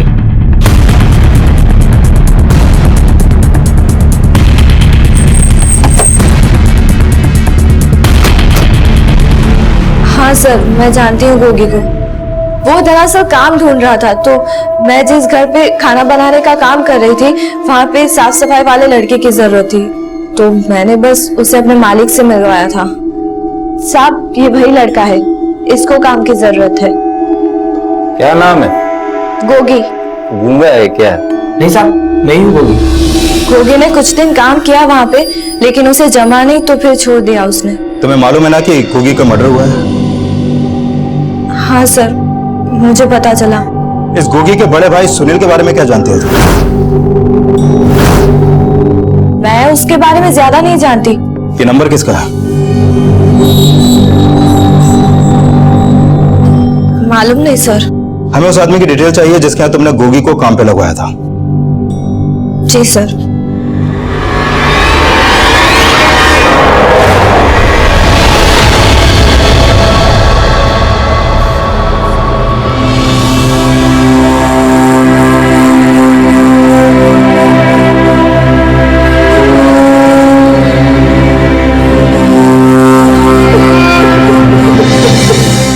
देखिए, शालिनी की बॉडी हमें पुणे बस स्टैंड पर एक बस में मिली और शालिनी उस बस में नासिक से पुणे आई थी।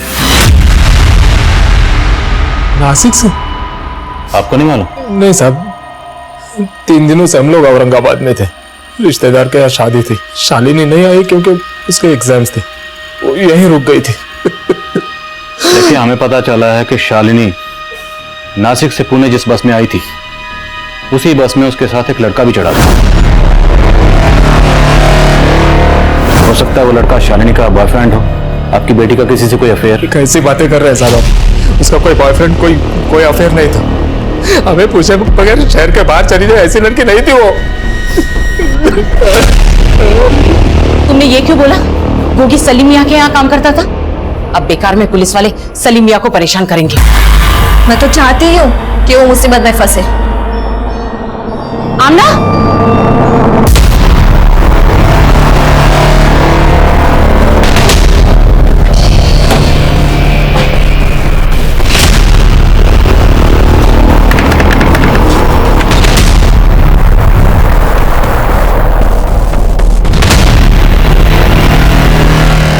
सलीम साहब। कौन? जी मैं सब इंस्पेक्टर विशाल चंदे। जी हाँ, गोगी ने कुछ वक्त मेरे यहाँ काम किया था, लेकिन आप ये सब मुझसे क्यों पूछ रहे हैं? गोगी की लाश मिली हमें। लाश?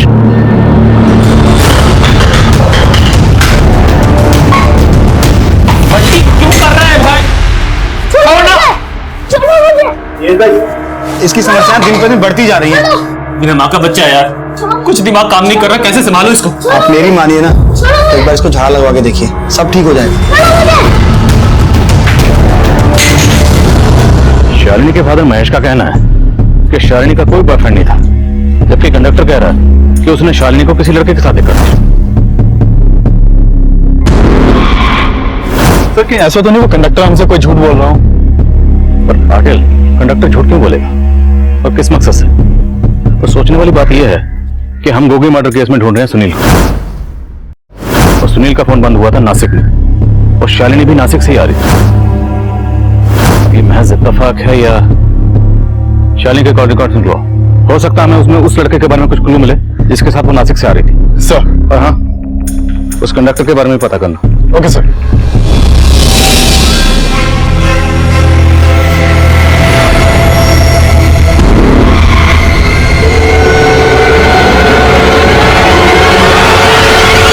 सर ये गोगी एक सलीम नाम के आदमी के यहाँ काम करता था। सलीम ने यही बोला कि गोगी ने अचानक से उसके यहाँ से काम छोड़ दिया। अब काम क्यों छोड़ा इसकी वजह पता नहीं चल पाई। मैं सलीम पे कुछ शक? सर कुछ कह नहीं सकते, he is a blind man. लेकिन मुझे आमना पर शक जरूर है और मैंने उसकी फील्डिंग भी लगा दी है। जब से गोगी की लाश मिली है उसका भाई सुनील भी गायब है। इस सुनील को ढूंढते रहो। इस केस में सुनील का मिलना बहुत जरूरी है।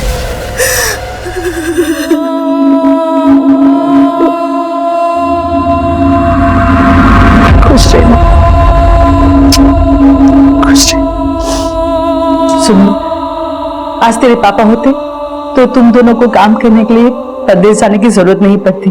गोगी अभी छोटा है, नए शहर में ध्यान रखना अपने भाई का। अम्मा एकदम फिक्र मत करना हमारी, देखना हम वहाँ जाकर अच्छे काम का जुगाड़ कर लेंगे और फिर तुम्हें भी यहाँ से हम पूना ले जाएंगे।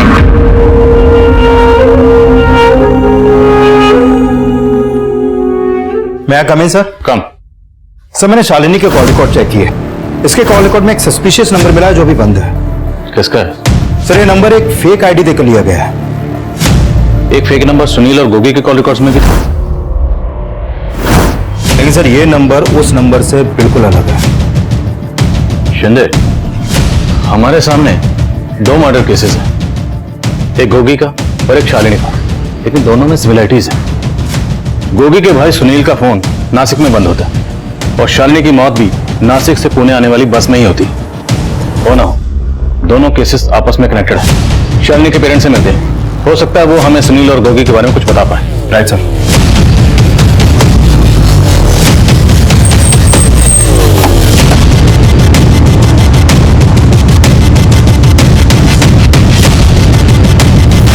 शालिनी लगातार इस नंबर के टच में थी।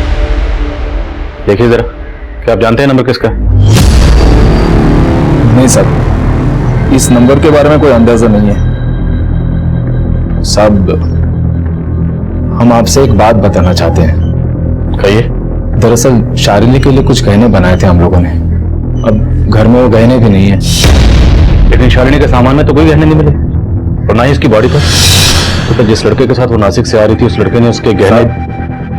मैंने पहले भी आपसे कहा है कि शालिनी के जीवन में कोई लड़का था ही नहीं। महेश जी, हो सकता है जिस नंबर का जिक्र हम कर रहे हैं वो नंबर कोई लड़का इस्तेमाल कर रहा। अच्छा, आप ये सुनील और गोगी को जानते हैं? नहीं सर, पहले कभी देखा नहीं है इन लोगों को। महेश जी, हमें शालिनी के सामान की तलाशी लेनी होगी, शायद उससे हमें कुछ क्लू मिल सके।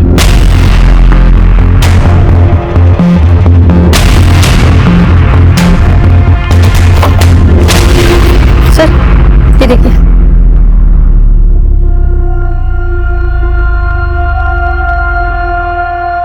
ये बच्चे कौन है शालिनी के साथ? सब शालिनी भरतनाट्यम सीखती थी ना, उसने अपने मैडम के साथ एक प्रोग्राम में पार्टिसिपेट किया था। ये वहीं के फोटोग्राफ्स हैं। क्या नाम मैडम का? मीरा। शालिनी और उसके दोस्त मीरा मैडम के पास ही डांस सीखते थे।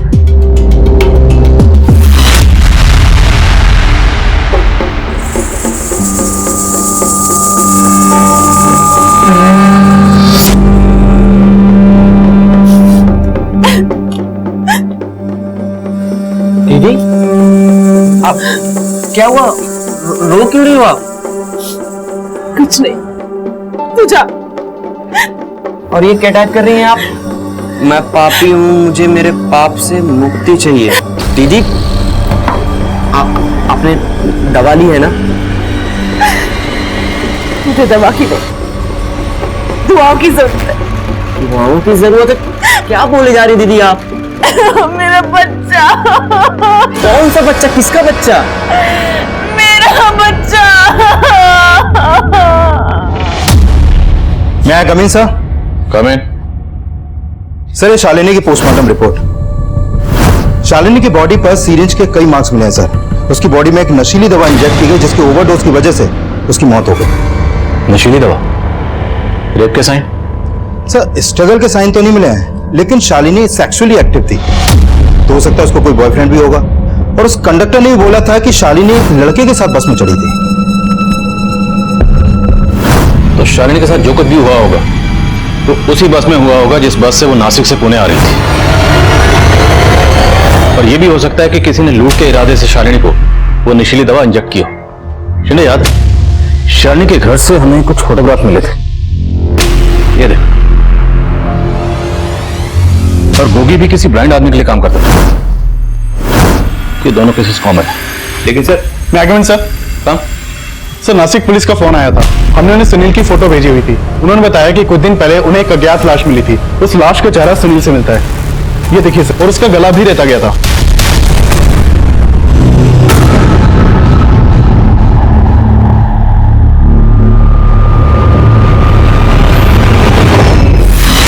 सुनील को हम उसके छोटे भाई गोगी के कत्ल का सस्पेक्ट मान रहे थे, लेकिन सुनील खुद ही विक्टिम बनकर सामने आया था।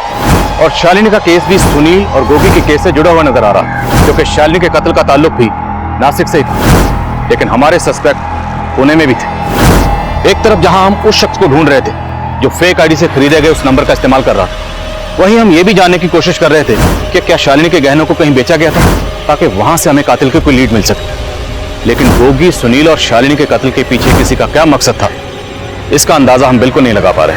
शालिनी मेरे पास भरतनाट्यम की क्लासेस लेने के लिए आती थी, और जब से उसकी मौत हुई मैंने क्लासेस लेना बंद कर दी। बंद कर दी? मतलब परमानेंटली नहीं सर। दीदी का कहने का मतलब है कि कुछ दिनों के लिए। वो क्या है ना सर कि जब से शालिनी की मौत हुई है तब से दीदी के सारे स्टूडेंट्स को काफी धक्का पहुंचा है।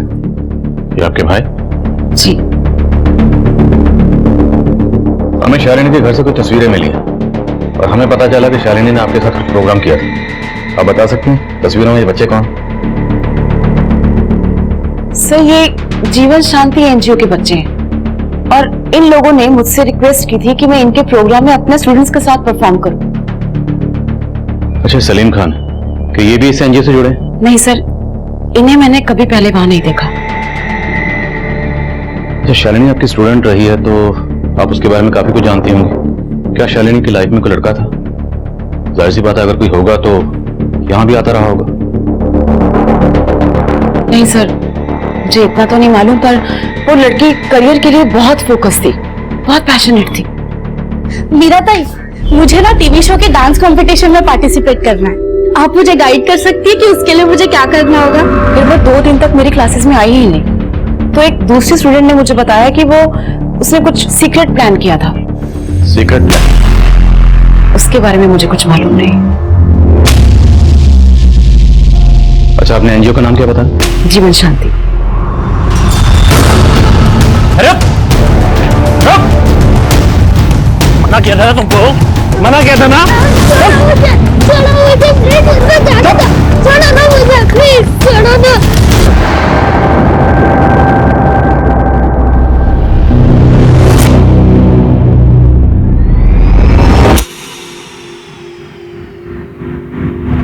सर, ये गोगी जिस सलीम नाम के आदमी के यहाँ काम करता था, मैंने पता किया उस सलीम का उस जीवन शांति एनजीओ से कोई लेना देना नहीं है, और फिलहाल उस एनजीओ से भी ऐसी कोई इन्फॉर्मेशन नहीं मिली है जिसका कनेक्शन शालिनी के मर्डर से हो। लेकिन सर, इस सलीम के बारे में कई बातें पता चली है। पेशे से हकीम है, लेकिन लोगों की नब्ज देखकर उनकी भविष्यवाणियां भी करता है। ये आमना भी सलीम पे यहाँ काम करती है और उसने गोगी को वहाँ काम पे लगाया। आमना के खिलाफ कुछ मिला? सर, उसके बारे में एक बात पता चली है। गोगी की मौत से कुछ दिन पहले ये आमना 2 दिन के लिए कहीं पर गायब हो गई थी, और उस दौरान उसका फोन भी बंद था, और सर उस समय गोगी का फोन भी बंद था। और अभी हमने नोटिस किया कि ये आमना अक्सर एक फोटो स्टूडियो के बाहर जाती है और वहां से लौट जाती है। लेकिन सर, ये फोटो स्टूडियो काफी टाइम से बंद पड़ा है। पता करो स्टूडियो किसका। और शालिनी की डांस देखे मीरा ने कहा कि शालिनी के फ्रेंड्स ने उसे बताया था कि शालिनी के पेरेंट्स जब औरंगाबाद आए थे तब उसने कुछ सीक्रेट प्लान किया था। शालिनी के फ्रेंड से मिले, हो सकता है वहां से कुछ क्लू मिले। सब बोलो पाटिल। सर, कुछ दिन पहले पुणे के एक ज्वेलरी शॉप पर सोने के चेन, ब्रेसलेट, टॉप्स वगैरह बेचे गए थे। सर, मैंने दुकान के सीसीटीवी फुटेज चेक किए तो पता चला कि ये सारा सामान उसी ने बेचा था जिस कंडक्टर की बस में हमें शालिनी की लाश मिली थी। हाँ साहब, मेरी शालिनी के ही गहने हैं साहब।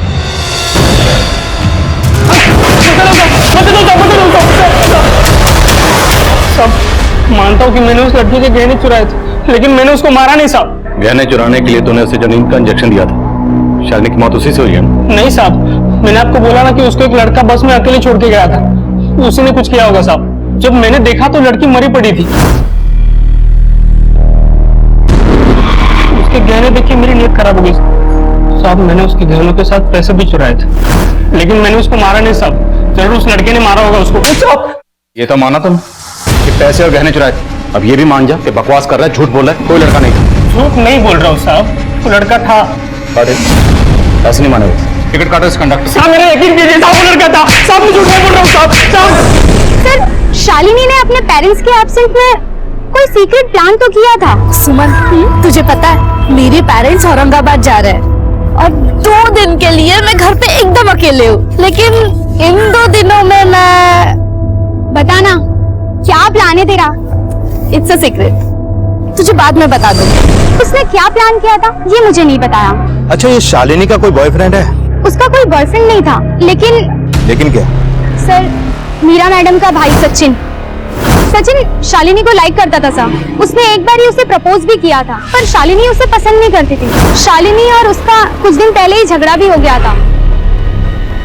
ये क्या तरीका है? तरीका तो बहुत अपनाया, लेकिन क्या है ना शालिनी जी, क्या भाई नहीं करती? तो फिर शालिनी ने मीरा को उस बारे में कुछ बताया? सर, उस दिन के बाद तो वो क्लास आने ही बंद कर दी। तो वो मीरा मैडम को क्या बोलती? मीरा मैडम को तो खुद शालिनी से चिढ़ होने लगी थी। कैसे चिढ़? शालिनी ने एक बार हिप हॉप सीखने के लिए बोला था। मीरा मैडम को लगा कि उसने भरतनाट्यम का इंसल्ट कर दिया। सर, वो बड़ी अजीब सी थी।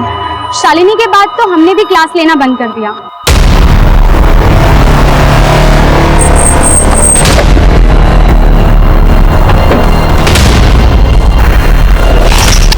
बोलो पाटिल।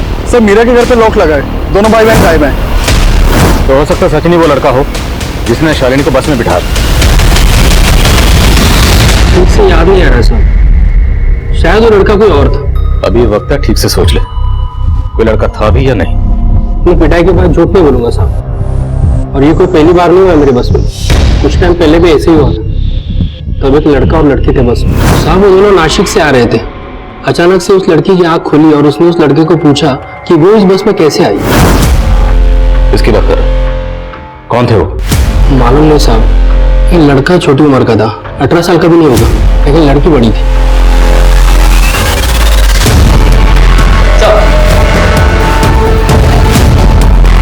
अब इन दोनों को ध्यान से देख, क्या यही दोनों थे? सब यही क्यों बोले?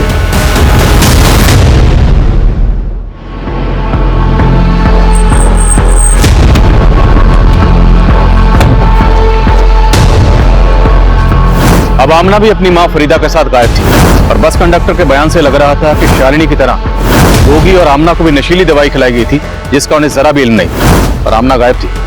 और मीरा का इस तरह गायब होना उसे हमारा सस्पेक्ट बना रहा था। हम मीरा को ढूंढ रहे थे, तभी उसका भाई सचिन जल्दी हमारी गिरफ्त में आ गया। सर, मुझे यहाँ क्यों लाया? पहले तू बता, तेरी बहन कहाँ? मीरा?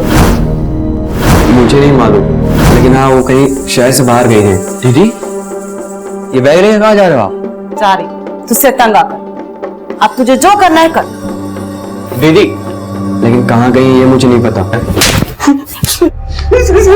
शालिनी को नासिक लेकर तो ही गया था ना? नासिक? मैं तो साल भर से नासिक है, मैं तो पुणे से ही बात नहीं गया।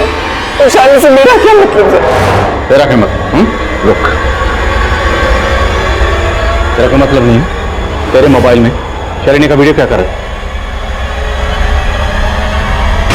मुझे नहीं पता सर, ये वीडियो कैसे है मेरे फोन में? विष्णु, पता लगाओ। नहीं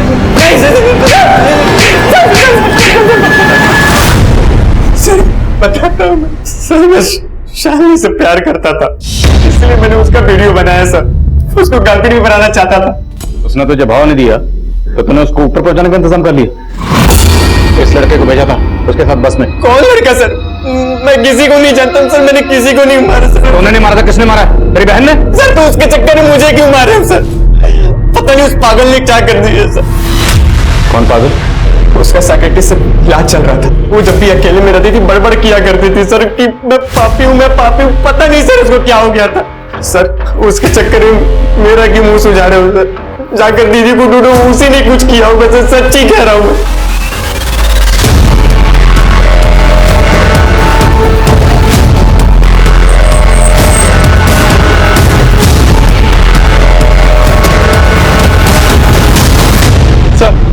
सर, मीरा का फोन अभी अभी मुंबई में ऑन हुआ था और उसने एक नंबर पे कॉल किया था। किसका नंबर? सर, मैं पता लगवा रहा हूँ। तुरंत मुंबई पुलिस को इन्फॉर्म करो और मीरा का नंबर ट्रेस करते रहना। सर, ये उस्मान है। ये आमना जिस फोटो स्टूडियो पे जाती थी, ये उसी स्टूडियो का मालिक है। मैंने इसके कॉल रिकॉर्ड भी चेक किया सर। सर, इसके फोन पर भी उसी फेक आईडी के नंबर से कॉल होती थी जो नंबर हमें सुनील, गोगी और आमना के कॉल रिकॉर्ड में मिला था। मतलब इसे उस्मान का केस से ताल्लुक है और हो सकता है कि गोगी, आमना और शालिनी को बस में छोड़ने वाला ये उस्मान ही हो। नहीं साहब, वो लड़का ये नहीं है, वो कोई और ही था।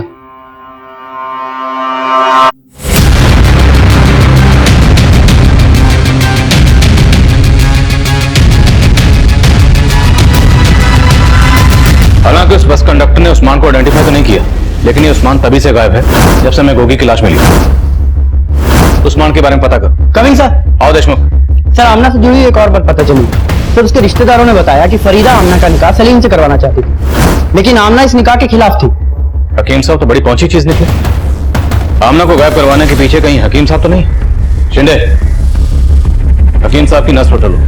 सर, मैं कमिंग सर। आओ पाटिल। सर, मीरा ने मुंबई से जिस नंबर से कॉल किया था वो नंबर फेक आईडी से लिया गया था और उसके बाद उसने वो नंबर बंद कर लिया। साहब, किसने कहा कि मैं आमना से निकाह करना चाहता था? अरे वो तो एक नंबर की चोर थी, मेरी तिजोरी से सारा पैसा निकाल के भाग गई थी। अगर अगले 2 मिनट में आपने नहीं बताया कि आमना और फरीदा समय कहाँ है, तो मैं थाने ले जाकर बात करूंगा। मैं आपसे सोच रहा हूँ।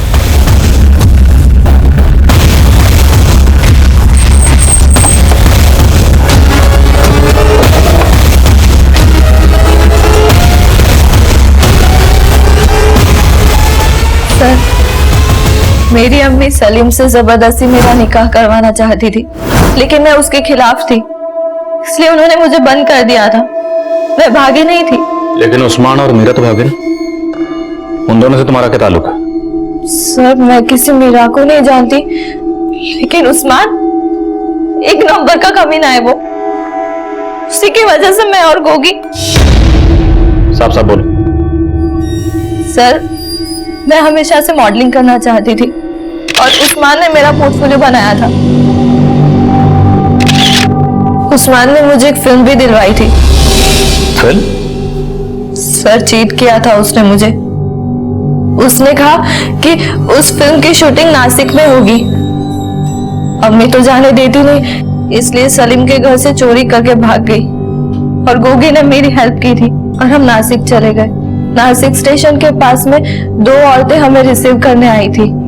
फिर नासिक में एक बंगलो में लेकर गई वो हमें।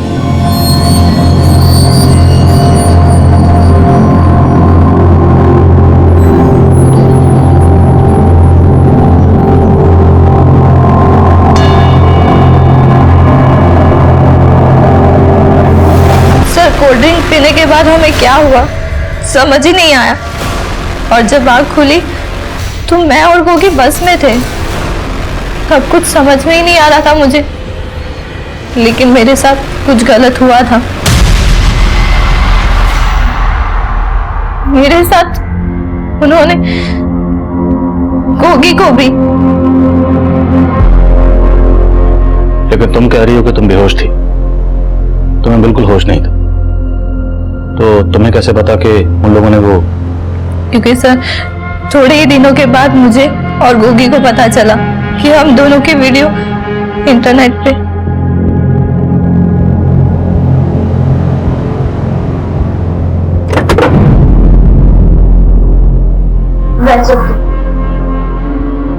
सुनील भैया को मालूम था कि गोगी 2 दिन मेरे साथ नासिक में था।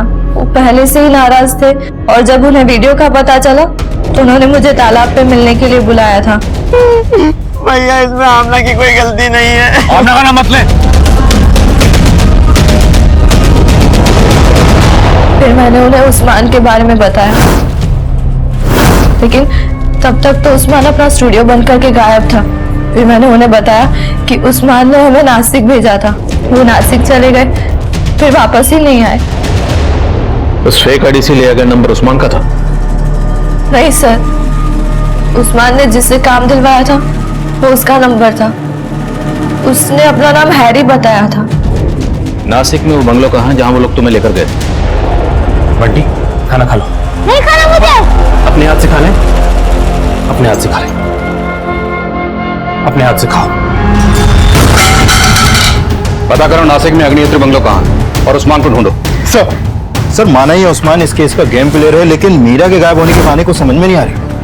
और शालिनी के मर्डर से उस्मान का क्या कनेक्शन हो सकता है? संजय, शालिनी और मीरा दोनों डांसर्स थे, तो हो सकता है उस्मान ने आमना की तरह शालिनी को भी फिल्म का झांसा दिया, या शायद मीरा को।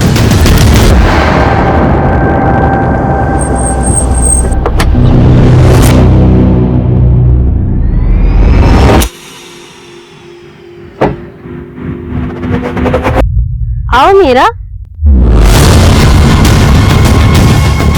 आओ बैठो।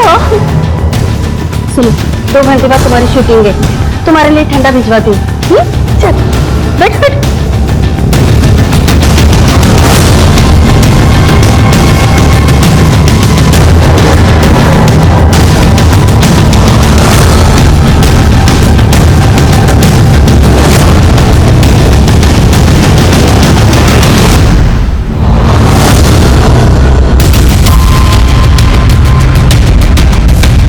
देखो समझा, इधर देखो, इस रूम में देखो।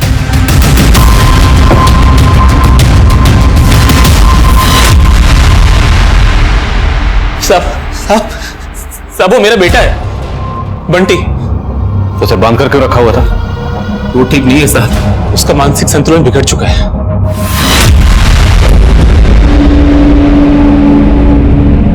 कपड़े खोलो और चालू हो जाओ।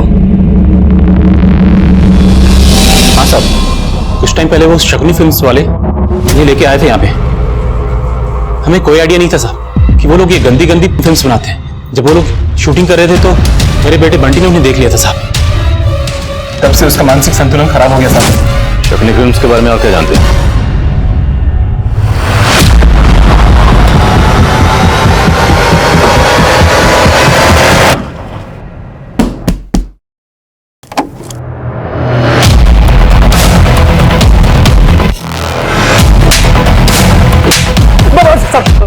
बताता हूँ साहब, मैंने आमना को शूटिंग दिलवाई थी और उसको नासिक भेजा था, और फिर वहां हैरी ने उनकी फिल्म बनाई थी और उन्होंने ही उनको बेहोश करके पुणे की बस में बिठाया था। आमना ने सुनील को मेरे बारे में बोला तो वो मुझे ढूंढता हुआ नासिक आ गया और मुझसे हरी सिंह के बारे में पूछने लगा और बोला कि अगर मैंने उसको नहीं बताया तो पुलिस में जाएगा। फिर मैंने उसको बता दिया और तब फिर मैंने हैरी को भी बोला कि सुनील उसके पास जाने वाला है। फिर हैरी और उसके आदमियों ने सुनील को नासिक में टपका दिया।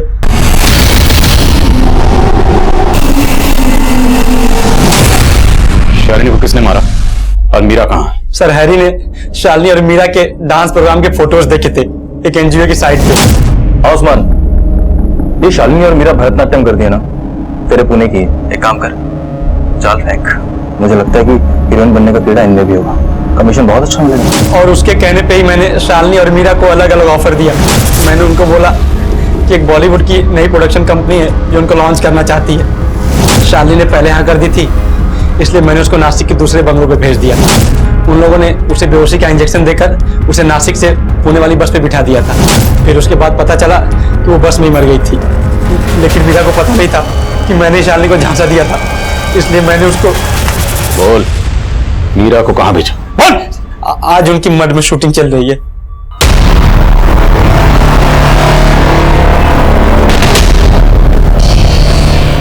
इसे बेहोशी का इंजेक्शन दे और पुणे की बस में बैठा।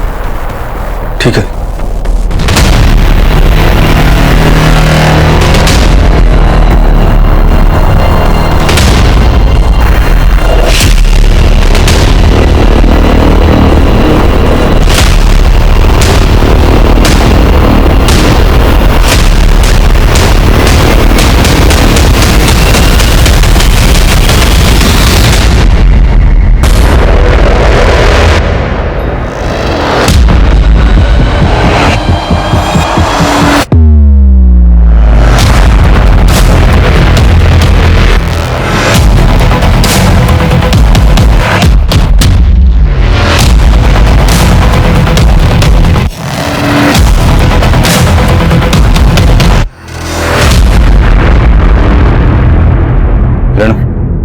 गाड़ी में बैठा।